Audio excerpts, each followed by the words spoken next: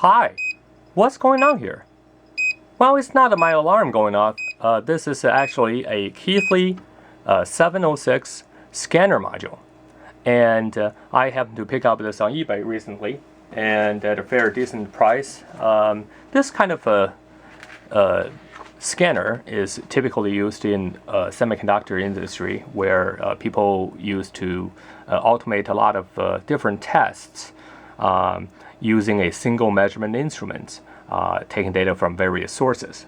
Now, the scanner I was using, this one actually had quite a few cards inside, which I'll show you guys a little bit later. And this particular unit is the one that you just heard the beep from was actually I was testing a 70664 20-channel low voltage scanner card. So how the card works is basically it has 20 channels. Each channel has 2 poles, and they're selectively connected to the outside. So here I just used some test leads and some alligator clips to connect the 2 channels, one output and the very first input channel. And when it cycles through, whenever it hits the first channel, those 2 channels are connected. So that's just a quick test to see whether this scanner module works. And of course, you can the scanners typically have some functionality that you can, for example, program the intervals that you want to scan at. So right now it's programmed to be 0.1 second. That's why you heard when you heard the beep, it was 0.1 second. So let's change it to, let's say, 0.2 second. So now if I start the scanning, it will go a little bit slower. So for this type of scanner, and this one actually has, later you'll see that it has 10 slots, so you can have like up to 10 different scanner cards in there. So here you can see one of the scanner cards. This is one of the 7064s that I took out from the unit, and you can see that here is our output terminal, and here are the 20 channels for the inputs. So this particular card switches amongst the 20 inputs, and each time we select one output. And for different types of cards, you can configure it differently. So this one, for example, we configure it as, let's take a look at the configuration here. So this would be the program number 6. Whoops, I just did so fast, too fast. So this is essentially a single pole configuration. So now, when we are looking at different scanner cards, this one, for example, can be operated from the panel here. Actually, let me turn this back on so you can see that how we operate this manually. So, for example, this is the very first channel, and I can say close, open, close, open. So basically, you're just controlling the relays in this scanner via this front panel. And one thing nice about it is you can automate a large numbers of device under test. So imagine that you have, like, let's say 10 of these cards in this one unit, which this unit, by the way, has 10 available slots. Then you are able to switch up to 200 input channels to a single output channel. So let's take a look at the other card I have in here.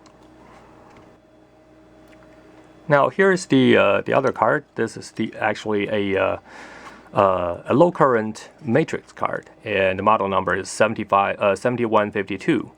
And what is unique about this is it has this is for very low current measurement. So everything has, if you can see the construction here, all this, I'm not sure if you can see it, but everything is soldered onto these Teflon standoffs to minimize leakage current, and also you have this coax connecting the input to the terminals here. And unfortunately, I don't have the cables. These things take, as you can see, these AMP mini coax connectors. So these are very specialized connectors, which can be quite expensive if you need to, purchase any. Oops, I can't focus here. Yep, now it's much better. So. Which unfortunately can be quite expensive. These are 4x5 matrix switching card. So basically, you have on the matrix you have, like, let's say 5 columns and 4 rows, and this card is able to switch any of the column connection to connect to the row connection. So basically, for this Keithley 706 scanner, you have other types of scanner cards. For instance, high voltage scanner cards, high current scanner cards, and then you have the scanner cards using BNC to switch RF signals. So basically, anything that you can think of we need during testing is available. So this Keithley 706 also comes with the IEEE 488 bus, so we can easily connect it with a computer to operate the switches. So let's just take a look at the same demonstration with the GPIB command. So now I'm gonna open this, let's see, send command to this Keithley 706. So for example, to close the channel, I'm just going to say C, close channel 1, 01, X, and if I send a command, you're going to connect the first channel to the output. So you're going to beep. You're going to hear my multimeter. Let me turn it on. Yeah, okay, I turned it on. You're going to hear it beeping. So now if I disconnect the first channel, so if I just do N1001X, X means execute, then I send command, then it stops. So, that's pretty neat for an old piece of instrument that you can use it to automate your test. And by the way, just, this is a really old GPIB card. I think it's, I just took a look, it's a Agilent 82341 GPIB card. Is actually an ESA card. I happen to have an old computer running, this is Windows 2000, that supports the ESA card GPIB adapters, but any of the newer USB-based GPIB adapters can all be used to do this kind of, to communicate with this kind of this instrument. And I just turned it over. Here's the back of the unit. As you can see that I actually have this particular unit has 7 cards installed already, and I do have 3 empty slots, and I think I might in the future get some other types of cards and have them installed here. Now, one thing I forgot to mention is you also have this digital I/O input-output here, so you can easily use that to either control other instruments or use that to read in commands from an external keyboard or something like that. So I just quickly show you this this first card that I had here. So basically you loosen it by unclipping these 2 clips, and then you can slide out the card. So this is the one that I was testing with. Basically, you can see that the blue, I'm not sure you can see the wires. So the blue wire basically connected to the low of this output channel, and this blue wire connected to the low of the input channel 1. So basically, when these 2 are connected, then that's when you heard the beep, and these are for the high side for the same channel. So and that's this card, and the other cards are work in a similar fashion. And now, I'm just gonna slide it back in. Let's see, secure this. Sometimes it's a little bit harder to do these, but there. So now the cards are back in place. Now let's just briefly take a look at the inside. And as I mentioned earlier, there's not too much to it, but for completeness, let's take a look. Because of the unit is rather large, I have to use my hand to hold the camera. So apologize in advance if there's any like shaking or things like that. But anyway, as you can see, this is a vertical board here. That's where all the your plug-in cards are plugged in. And as I mentioned earlier, you probably can't see these, but I have a close-up picture posted on my website. You can see where all these outputs to control these cards are out from a ULN 2003 Darlington driver. So one idea that you might have is that you can actually use these to build your own scanner cards and to repurpose it for any other things that you might want to do. So the first thing you notice is that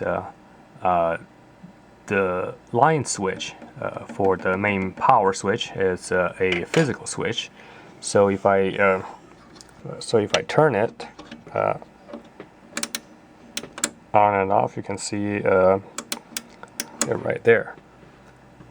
Now, of course, this probably will not pass any of the safety regulations nowadays, as all the wires are exposed. But back then, I guess it was not as strict as right now. So this was okay. But nevertheless, as you can see, the clearance is quite nice. This switch is facing the other way, and both the exposed wires are also not anywhere in direct contact of anything. But it is a little bit close to this GPIB cable, and one concern of the design for not shielding these live components is that should this the insulation material be compromised, you could potentially be touching these and carrying dangerous voltage to the connector outside.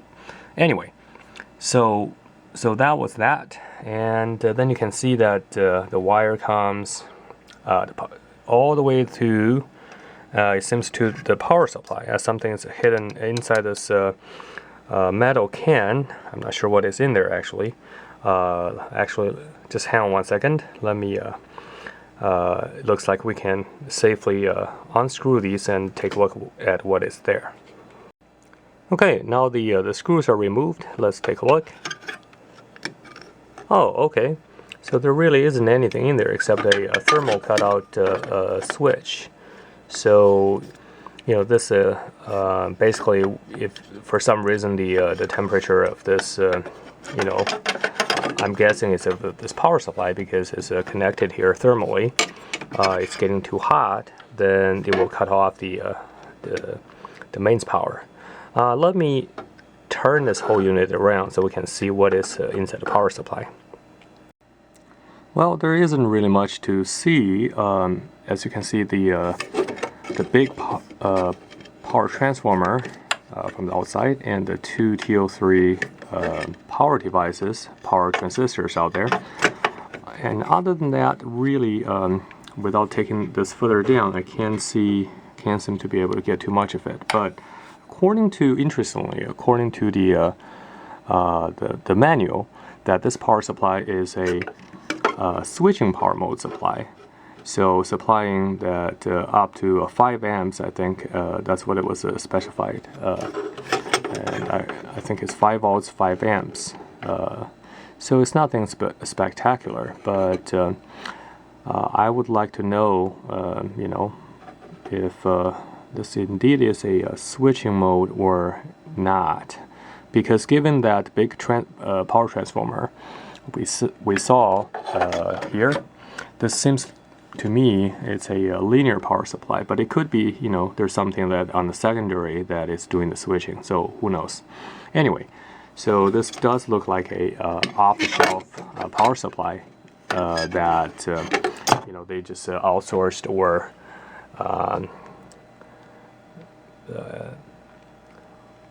built separately. But anyway, So that's this power supply, and I'm going to screw this back on and continuing with the rest of the circuitry. So actually, the construction of this is really simple. It's actually a 3-board design. This board sitting at the front is basically handling all the displays and your input buttons. And this board sitting at the bottom is the main board, which we will take a look at a little bit later. And this board, vertical board, is basically where all the plug-in modules are located, rather are plugged in. So these are the boards that we showed earlier. And so coming back here, let's concentrate on the main board again. So we see that the main processor here is a MC6802P microprocessor. And with that microprocessor, we have this 2 EEPROMs storing the instructions. And also we have some, seems to be, let me just read this. This is MS6516L-10 PC. So it's a dead giveaway that this is a RAM, static RAM. So we have 2 of these here. And then further to the left here, we have this. There's some, some 74 logics and some CMOS logics here. But have a big battery backup. This battery is to back up the real-time clock, which is you can't really see here. But let me move this. You'll see here is the crystal, and so the real-time clock chip is right tucked back there. And underneath there are really not too much logic chips. There too much logic at all, except for a few like CMOS level logic chips. So the real-time clock here is used to, you can actually use this unit as a standard clock, which I forgot to show you earlier, and I will show you shortly after this. But basically, this unit, one thing nice about it is you can use it as a standalone clock when you have the unit off. And also, the clock is used for some other timing purposes that this unit provides.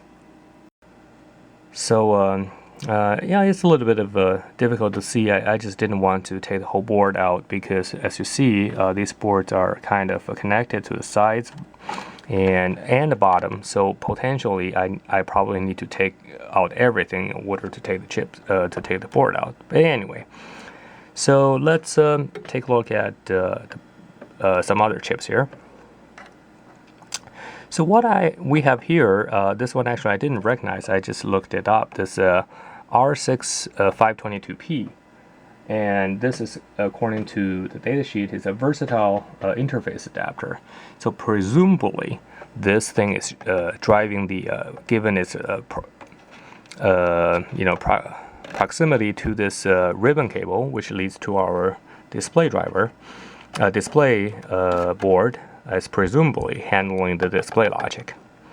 And here we have a TMS 9914.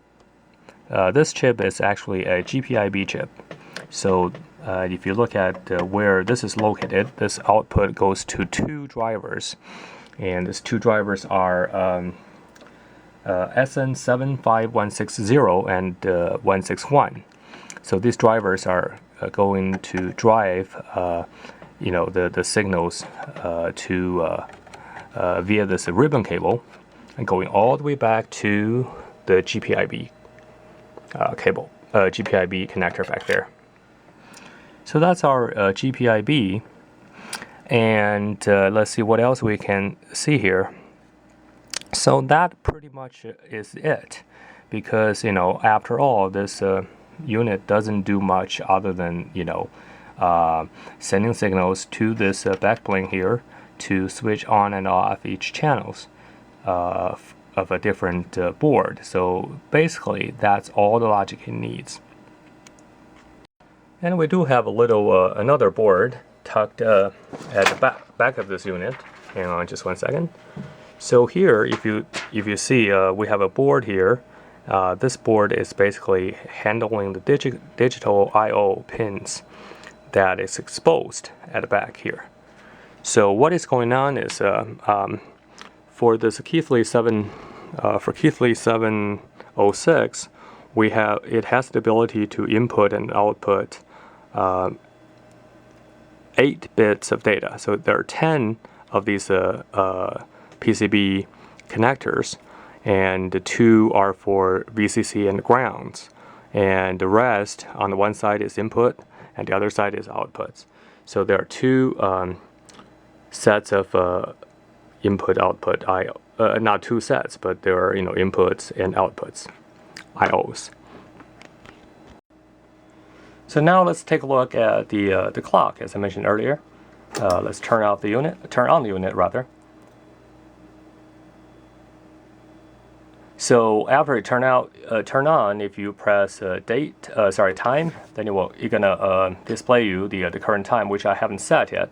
So you can easily set it. Right now I think it's 3:03:45. It doesn't really matter. Actually, this is AM PM setting, but then you can also set a date. Date is actually correct. So this is the the daytime functionality. There's a lot of uses. There are a lot of things you can do with this unit, but probably not something a regular person would use for a home lab. But nevertheless, it's quite interesting, and potentially, especially if you can get it cheap, you can modify it to do a lot of interesting things. I hope you enjoyed the video, and catch up with you next time.